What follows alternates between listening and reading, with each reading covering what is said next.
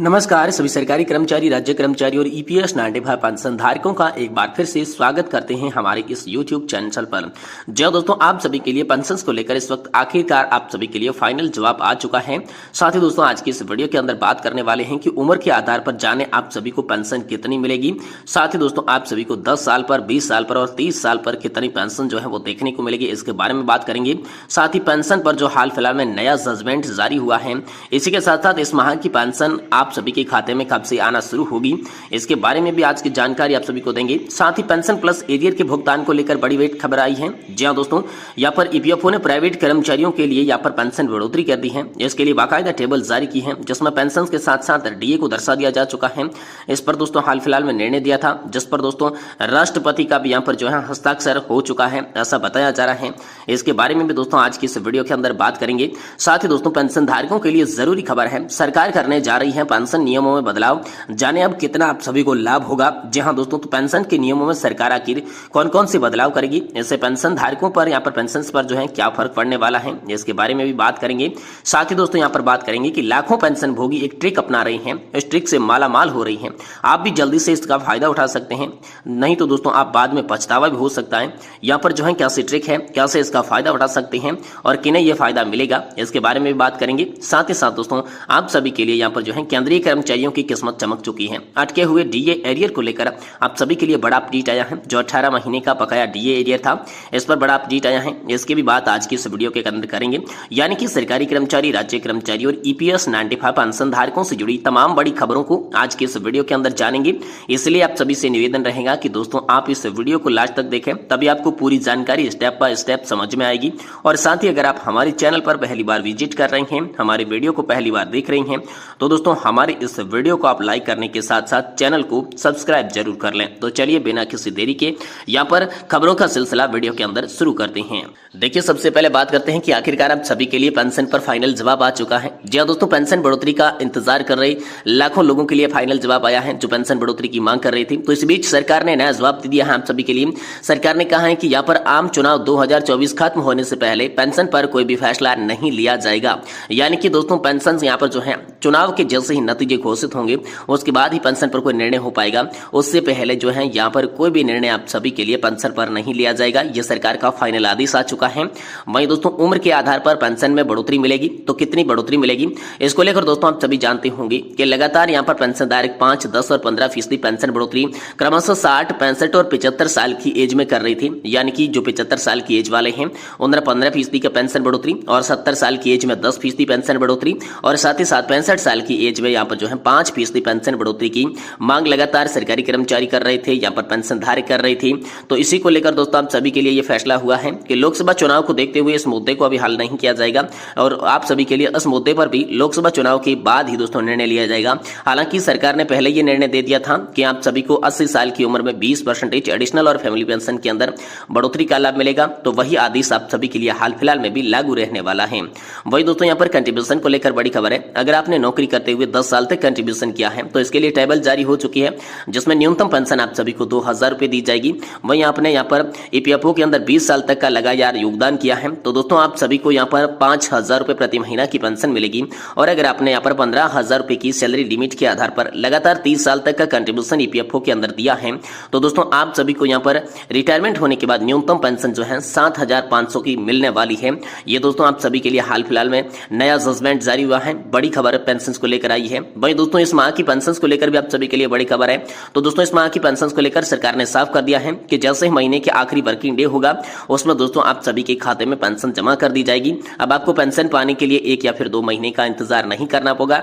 जैसे ही दोस्तों आप सभी का यह माह एंड होने वाला है तो उसकी पेंशन आप सभी के खाते में देखने को मिल जाएगी। वही दोस्तों यहाँ पर आप सभी के लिए पेंशन प्लस एरियर को लेकर बड़ी खबर है, इसके बारे में भी बात करेंगे। इससे पहले दोस्तों कर्मचारी भविष्य निधि संगठन ने प्राइवेट कर्मचारियों के लिए पेंशन की बढ़ोतरी की टेबल जारी कर दी है, जिसमें 2000 प्लस डीए, 3000, 5000, 7500 प्लस डीए और साथ ही साथ न्यूनतम पेंशन उच्च पेंशन धारकों के लिए 9000 प्लस डीए को लेकर भी दोस्तों बड़ी टेबल हाल फिलहाल में आप सभी के लिए सामने आ चुकी है। इस पर दोस्तों यहाँ पर हाल फिलहाल में निर्णय दिया गया था, जिस पर दोस्तों अभी तक राष्ट्रपति की मंजूरी नहीं हुई है। जैसे ही राष्ट्रपति इस पर हस्ताक्षर कर देती हैं तो दोस्तों ये आप सभी के लिए पारित हो जाएगा और आप सभी को इसी टेबल के आधार पर पेंशन का वितरण किया जाएगा। ये दोस्तों आप सभी के लिए लागू होगा, लेकिन हाल फिलहाल में इसे अभी तक मंजूरी नहीं मिली है। वही दोस्तों अगली बड़ी खबर की बात करें तो पेंशन धारकों के लिए जरूरी खबर है, सरकार करने जा रही है पेंशन नियमों में बदलाव, जाने अब कितना होगा फायदा। जी दोस्तों, लोकसभा चुनाव के ऐलान के बाद केंद्र सरकार केंद्रीय कर्मचारियों को मालामाल करने की तैयारी में है। जी दोस्तों, आपको बता दें कि हाल ही में राजस्थान के पेंशन धारकों के लिए अच्छी खबर सुना दी है। मौजूदा सरकार पिछली गहलोत सरकार के पेंशन नियमों में बदलाव करने जा रही है। जी दोस्तों, अगर इन नियमों में संशोधन किया जाता है तो रिटायरमेंट के बाद यदि पेंशन में 3 महीने की देरी होती है तो कोई भी ब्याज नहीं दिया जाएगा। बहरहाल इससे ज्यादा की देरी होती है तो जीपीएफ की दर से ब्याज आप सभी को दिया जाएगा। नए नियम के लागू होने के बाद पेंशनर्स को पेंशन मिलने में देरी नहीं होगी और न ही सरकार पर कोई भी फाइनेंशियल बोझ बढ़ने वाला है। ये बड़ा निर्णय है दोस्तों। मीडिया रिपोर्ट्स के अनुसार राजस्थान की पिछली अशोक गहलोत सरकार ने पेंशन को लेकर कुछ नियम बनाई थी, जिनके तहत कर्मचारी रिटायरमेंट होने के दिन से ही उन्हें पेंशन खाते में लाभ भेजे जाने का प्रावधान था। इसमें देरी होने पर रोज ग्रेजुएट और पेंशन पर दोस्तों 9.50% का ब्याज देने का निर्णय किया गया था। लेकिन अब राजस्थान सरकार ने इन नियमों के तर्ज पर कुछ संशोधन करने की तैयारी कर ली है।